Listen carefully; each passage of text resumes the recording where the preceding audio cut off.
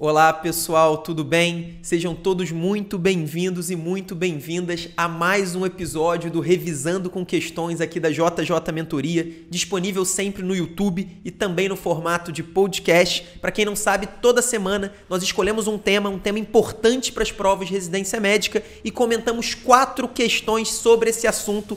4 questões de instituições famosas, de instituições relevantes aqui no cenário brasileiro e questões representativas que vão te ajudar a revisar da forma mais efetiva que existe, que é exatamente através dos testes, através das questões antigas. E eu falei que toda semana a gente escolhe um assunto importante e, obviamente, nesta semana não é diferente. O nosso assunto é a proctologia, um tema de relevância alta para as provas de residência. Aqui na JJ nós dividimos todos os assuntos da medicina em 4 grandes grupos e o grupo de relevância alta é exatamente o segundo mais importante, só atrás do grupo de relevância muito alta. E aí abaixo do grupo de relevância alta a gente tem a relevância média e a relevância baixa. Mas uma característica da proctologia que torna ainda mais importante, vale ainda mais a pena você estudar e você revisar com atenção esse assunto, é que é um tema relativamente curto. Não é um assunto tão extenso como a gente tem em vários outros assuntos para a prova de residência médica. Ou seja, qual que é a consequência disso? A concentração de conceitos, de conteúdos importantes e que serão fundamentais para a sua prova de residência médica é muito alta. Existe uma concentração muito alta de CCQs e é exatamente nisso que a gente vai focar a partir de agora. Então, para começar, vamos dar uma olhada nessa questão aqui da SES Pernambuco, da Secretaria Estadual de Saúde de Pernambuco. Ela traz um paciente de 27 anos com história de dor intensa na evacuação associada a sangramento discreto vermelho vivo no papel higiênico. Além disso, ele relata constipação evacuando a cada 4 dias. E aí a banca quer saber qual o diagnóstico provável. Então a gente tem história de um paciente jovem de 27 anos com história de dor intensa na evacuação associada a sangramento vermelho vivo. Então é sangramento mais dor à evacuação. Se a gente for perguntar para um leigo, se a gente for ver o senso comum a partir desse quadro clínico, provavelmente o leigo vai dizer que esse é um quadro de hemorroida, um quadro de doença hemorroidária. Se eu perguntasse, por exemplo, para minha mãe, que não tem nada a ver com medicina, ela provavelmente falaria, esse deve ser um caso de hemorroidas.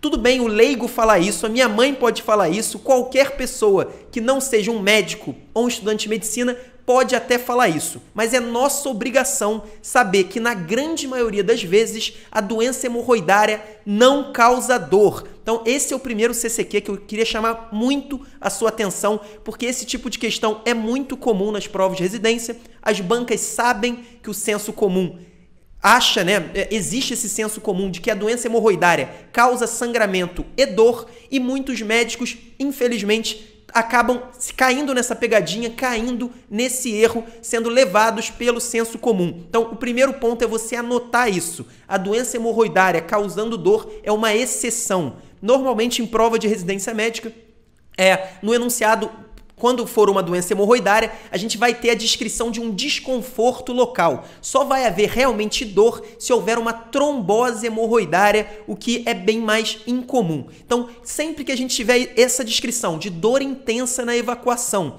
associada a sangramento, o principal diagnóstico, a principal hipótese diagnóstica é a fissura anal, exatamente como está ali na letra D, fissura anal. A gente tem as 5 opções: pólipo retal, a letra B, hemorroidas grau 2, a letra C, doença diverticular, a letra D, fissura anal, que sem dúvida nenhuma é o gabarito, e a letra E, a fístula anorretal. Então, o principal recado dessa questão é uma questão fácil. Esse é aquele tipo de questão que a gente não pode ter dúvida, porque os concorrentes bem preparados não terão dúvida nessa questão. Existem vários exemplos de questões de prova de residência médica que mesmo nós sabendo o conteúdo, entendendo, compreendendo o assunto, a gente vai chegar lá na hora de marcar e vão ter 2 opções que a gente vai ficar na dúvida. Não é o caso dessa questão da Secretaria Estadual de Saúde de Pernambuco, que inclusive é uma prova difícil, só que esse é um exemplo de questão fácil,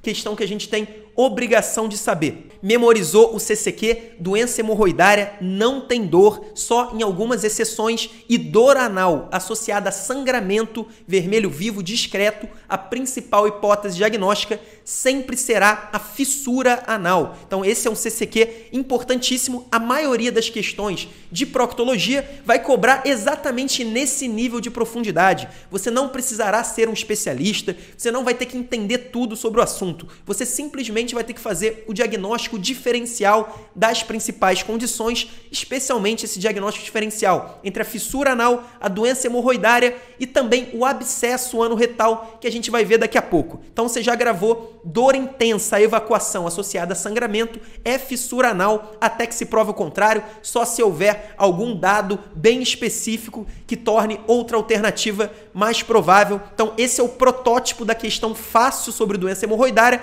é só você não cair na pegadinha do leigo. O leigo pode saber, pode achar que isso é doença hemorroidária. Você não pode, você tem que acertar essa questão. Agora passando, vamos para uma questão da UFRJ. Nesse caso, a banca já diz que o paciente tem a doença hemorroidária e ele tem uma doença hemorroidária que se caracteriza por sangramento, desconforto local. Lembra que eu falei na última questão? Essa descrição de desconforto local é bem comum. E a doença hemorroidária tem um prolapso redutível às manobras digitais. A caracterização, classificação deste estágio da doença e o tratamento mais adequado são, respectivamente. Então a banca quer saber, ela está na dúvida em 3 pontos, ela quer cobrar de você 3 pontos. Primeiro, se essa é uma hemorroida interna ou uma hemorroida externa. Depois, ela quer saber o grau da doença hemorroidária. E, por fim, ela quer saber a conduta. Então, antes até de olhar as opções, a gente vai diferenciar a hemorroida interna da hemorroida externa. Primeiro ponto, a hemorroida interna vai ser muito mais comum nas provas de residência e nada mais é do que a doença hemorroidária que surge acima da linha pectínea. Então, hemorroida acima da linha pectínea é a doença hemorroidária interna e, se for abaixo da linha pectínea, é a doença hemorroidária externa. No quadro clínico, a doença hemorroidária interna é aquela clássica em que a gente tem aquele sangramento indolor ou só com um leve desconforto, aquele sangramento, aquela hematoquesia. Então esse é o quadro clínico, basicamente um desconforto local associado à hematoquesia é o quadro clínico da doença hemorroidária interna. Já no caso da doença hemorroidária externa, ela não costuma ter um quadro clínico muito aparente e ela tem um maior risco da trombose hemorroidária. Então, muitas vezes, nas provas de residência médica, a hemorroida externa vai aparecer com muita dor e com a descrição ali daquele mamilo hemorroidário trombosado, dilatado, gerando muita dor. Nesse caso, aí sim, doença hemorroidária externa, trombosada, aí sim é uma dor bastante aguda e bastante intensa. Mas, de qualquer forma, esse quadro clínico, sangramento, desconforto local e essa descrição do prolapso são típicos da doença hemorroidária interna, da hemorroida que surge acima da linha pectínea. Então, a gente já pode excluir as opções A e a opção C que falam em doença hemorroidária externa. E aí, quando a banca está querendo saber a classificação, o estágio da doença, ela quer saber o estágio da doença hemorroidária interna. Essa é uma classificação específica das hemorroidas internas que vai de grau 1 a grau 4. O grau 1 é quando não existe prolapso. Então, nesse caso, vocês viram que a banca falou num prolapso redutível às manobras digitais. Então, o grau 1 não é, porque no grau 1 nem prolapso existe. Já no grau 2 existe o prolapso, só que esse prolapso se reduz espontaneamente. Então é um prolapso que acontece e depois volta sem ser necessário manobras digitais, como a gente tem aqui nessa questão da UFRJ. Então a gente já sabe que também não é o grau 2. O grau 3, sim, é exatamente esse quadro, é um prolapso redutível, facilmente redutível às manobras digitais. Então, esse é um caso de doença hemorroidária interna, grau 3. E, obviamente, o grau 4 seria aquele prolapso irredutível. Então, no grau 4, inclusive, a gente tem indicação de procedimento cirúrgico. Nesse caso do grau 3, a gente vai falar agora sobre conduta, mas a gente pode pensar se tem ou não necessidade de cirurgia. Então, gravou essa classificação, é importantíssimo. altíssima. Muitas vezes ela vai ser cobrada de forma direta, a banca vai fazer simplesmente uma pergunta, vai descrever o quadro clínico e vai perguntar para você qual é o estágio da doença. Se você não tiver memorizado a classificação, já era. Você vai errar uma questão que a maioria dos candidatos vai acertar, porque esse também é um tipo de questão que já está ficando batido. As bancas de residência médica têm usado bastante e é aquela coisa que diferencia os candidatos minimamente competitivos daqueles candidatos que, infelizmente, têm grande chance de ficarem pelo caminho de não conseguirem sua vaga. Então, grau 1 não tem prolapso, grau 2 tem prolapso, mas ele se reduz espontaneamente, grau 3 tem prolapso e ele será reduzido somente com manobras digitais, e o grau 4 é um prolapso irredutível. Então, a gente já sabe que é uma doença hemorroidária interna, grau 3. Só com essas informações a gente já chega ao gabarito da letra B. Vamos ler rapidinho as opções. A letra A fala em externa, grau 1, e o tratamento seria ligadura elástica. A letra B fala em hemorroida interna, grau 3, o tratamento seria cirurgia. Esse é o gabarito correto da questão. A letra C fala em externa, grau 2, e o tratamento também cirúrgico. E a letra D fala em hemorroida interna, grau 4, e o tratamento seria a ligadura elástica. Então, agora, já que a gente está falando de tratamento, apesar da gente já ter chegado à resposta, possivelmente em outras questões a gente vai precisar indicar a melhor conduta para a doença hemorroidária, para as hemorroidas internas. Então, memorizem isso.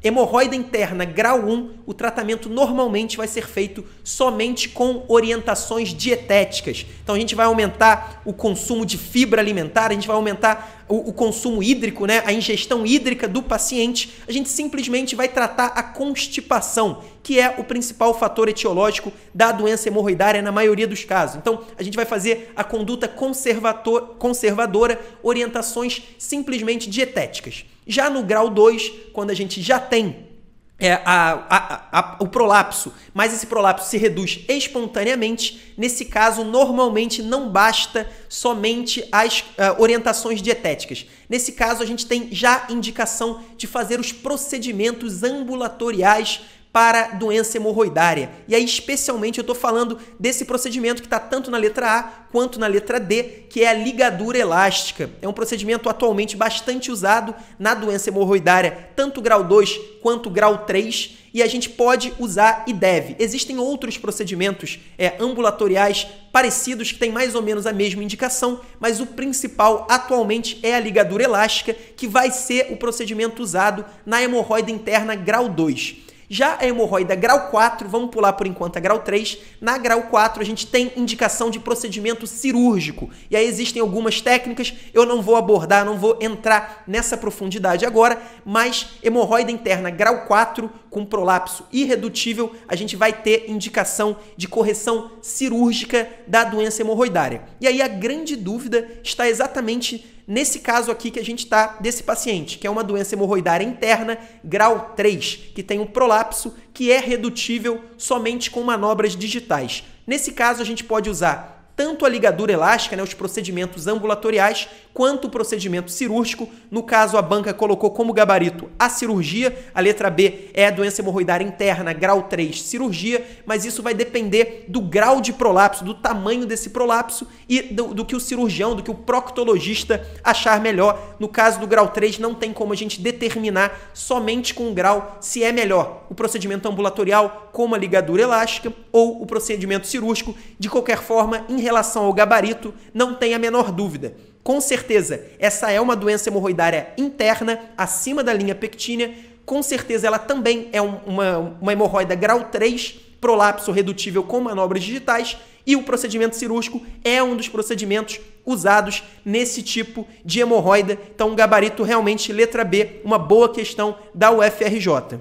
Agora, continuando, mais uma questão de proctologia, dessa vez do PSU de Minas Gerais, bancas importantes cobrando esse assunto, e esse assunto vem tendo uma incidência crescente nos últimos anos. Isso é importante, além de ser um assunto de relevância alta, é um assunto que vem crescendo sua importância nos últimos anos, falando de prova de residência médica. Vamos dar uma olhada no enunciado da banca. UGV, 44 anos, sexo masculino, biólogo, diabético, informa dor na região anal há cerca de 8 horas com mal-estar e febre. Ao exame, nota-se induração perianal com dor, calor e rubor, sem sinais de flutuação. Toque doloroso sem massas. A conduta mais segura neste caso deve ser. Então, primeiro ponto, vamos dar uma olhada no quadro clínico para ver se a gente já consegue identificar o diagnóstico. Primeiro ponto, a gente tem dor na região anal há cerca de 8 horas. Vocês viram eu falando que dor na região anal afasta a hipótese de diagnóstico de doença hemorroidária. A gente sabe que até pode ter dor, normalmente existe um desconforto, pode ter uma dor intensa se houver a trombose hemorroidária, mas falando em prova de residência médica, se o primeiro sintoma que for descrito for exatamente a dor na região anal, você pode ter certeza que não vai ser hemorroida, não é doença hemorroidária, é pegadinha. Nesse caso, existem dois grandes diagnósticos. São os dois grandes diagnósticos diferenciais de dor na região anal em prova de residência médica. O primeiro foi o que a gente viu lá na primeira questão, que é quando tiver um sangramento intenso, a evacuação associado a sangramento. Nesse caso, a principal hipótese, sem dúvida nenhuma, vai ser a fissura anal. E o segundo é exatamente esse aqui. A banca está falando em dor na região anal há cerca de 8 horas, então não existe essa relação íntima com a evacuação, como a gente tem na fissura anal. Além disso, a banca fala em mal-estar e febre, então a gente tem sinais sistêmicos, parece até uma infecção, não é? Então, se a gente continuar, a gente vê que no exame a gente nota a induração perianal com dor, calor e rubor, sem sinais de flutuação. Então, nós temos uma induração com sinais flogísticos na região perianal. Então, anota isso. Sempre que você tiver a descrição de dor associada ou não à febre e esses sinais flogísticos na região perianal, muito provavelmente o diagnóstico vai ser de um abscesso anorretal, que é exatamente o segundo diagnóstico diferencial da dor perianal. Eu falei que existem duas grandes condições, são exatamente a fissura anal, e aí no caso da fissura, a gente vai ter uma dor intensa no momento da evacuação associada a sangramento,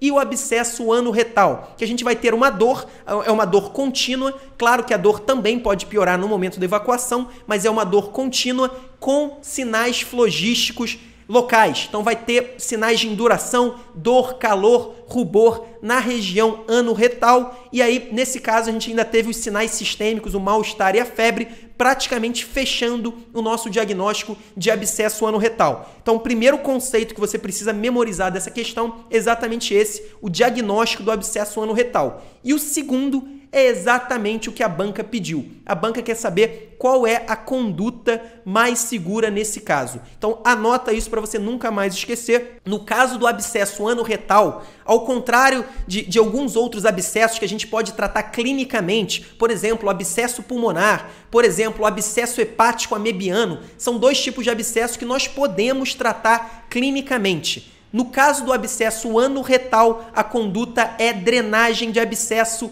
sempre. Então anota isso, você vai acertar questões só por causa desse conceito. Se você lembrar que a conduta no abscesso anorretal é a drenagem. Então, se a gente for ler essas 4 opções, antes de ler, nós já temos que procurar aquela opção que envolve drenagem. Vamos dar uma olhada então para a gente achar a resposta certa. A letra A fala em administração de antibiótico na tentativa de regressão do processo. E é importante, os antibióticos até podem ser usados, especialmente quando tem sinais sistêmicos nesse caso. Mas esse não é o tratamento principal. Não adianta nada a gente indicar antibiótico terapia se nós não drenarmos o abscesso. Então, a conduta primária mais importante, primordial, é a drenagem. Agora a letra B fala em colocação de calor local ou banho de assento até que ocorra flutuação. Também não está certo, está errado. A gente tem que ter na opção certa a descrição da drenagem do abscesso. Já a letra C fala em punção para identificação da loja seguida de drenagem. Essa sim a melhor opção, sem dúvida nenhuma. Vamos até ler a letra D antes de comentar a letra C. A letra D fala em solicitar hemograma com leucograma, glicemia e ultrassonografia da região e reavaliação em 12 horas. Mais uma opção completamente equivocada. A gente não tem essa indicação. A indicação é de drenagem. Às vezes até pode ser necessário uma drenagem guiada por ultrassonografia, se for um abscesso muito interno, um abscesso que a gente não consiga localizar a loja através da punção, como está na letra C, mas a opção certa tem que ter a descrição de drenagem. Se não tiver, pode ter certeza que não é o gabarito da questão. O gabarito da questão é a letra C. A gente viu no enunciado que não há sinais de flutuação do abscesso, então não é tão fácil assim a drenagem, por isso a letra C corretamente colocou ali uma punção para a identificação da loja do abscesso, e aí após essa identificação a gente faz a drenagem, que é a conduta essencial no abscesso anorretal. Então essa questão são 2 CCQs importantíssimos. O diagnóstico, você precisa saber identificar um abscesso anorretal no enunciado de prova e, claro, também na sua prática como médico. E, obviamente, você precisa saber a conduta. E a conduta no abscesso anorretal não tem conversa, é drenagem. E aí, para finalizar, uma questão lá do Amazonas, do concurso do Serman, uma questão muito boa, vamos dar uma olhada no enunciado. É um paciente do sexo masculino,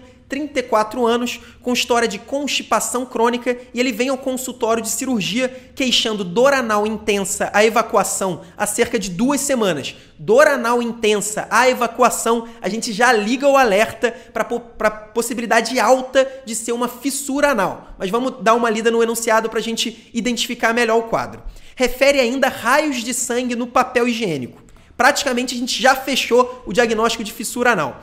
Demonstra receio para evacuar devido ao quadro de dor, retendo voluntariamente as fezes. Ao exame físico, observamos úlcera longitudinal em canal anal às 6 horas, friável, superficial e sangrante. Não foram observadas outras lesões à ectoscopia. Sobre o caso acima, assinale a alternativa correta. Então, esse é o quadro de fissura anal. Essa úlcera longitudinal é exatamente a fissura, e essa localização às 6 horas é simplesmente um modo da gente identificar o local ali, como se fosse um relógio, a região perianal. Às 6 horas é exatamente o ponteiro do relógio apontando para 6 horas. Então, é uma padronização da localização de lesões perianais. Então a gente tem um quadro de fissura anal há cerca de 2 semanas, e aí a banca quer saber a alternativa correta. Esse é um assunto um pouco mais profundo, um assunto importantíssimo, que é o tratamento da fissura anal. E para a gente chegar ao tratamento da fissura anal, a gente precisa dividir o quadro de fissura em uma fissura anal aguda e uma fissura anal crônica.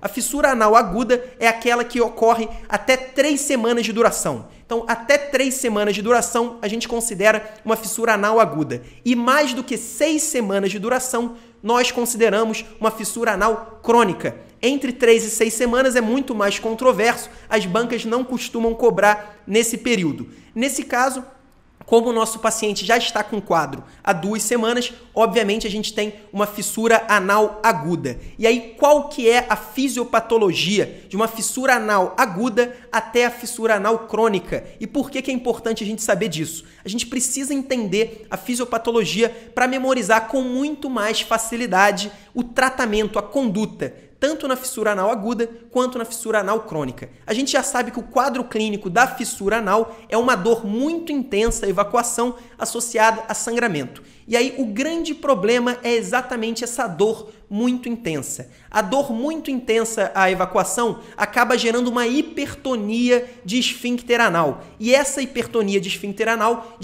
prejudica a perfusão sanguínea naquela região. E sem perfusão sanguínea existe um processo de cicatrização muito prejudicado. Então a fissura anal, quando nós temos um excesso de dor, acaba não cicatrizando e acaba se cronificando, se tornando uma fissura anal crônica. Então o que leva uma fissura anal de aguda a se tornar uma fissura anal crônica que não cicatriza é exatamente o excesso de dor associado à hipertonia do esfíncter anal e um prejuízo ao processo de cicatrização. Então essa é a fisiopatologia. A dor intensa gera uma hipertonia de esfíncter, a hipertonia de esfíncter prejudica a perfusão sanguínea e a perfusão sanguínea leva a um processo de não cicatrização, um processo realmente de um prejuízo grande à cicatrização e ao surgimento da fissura anal crônica. Como nós podemos quebrar esse processo?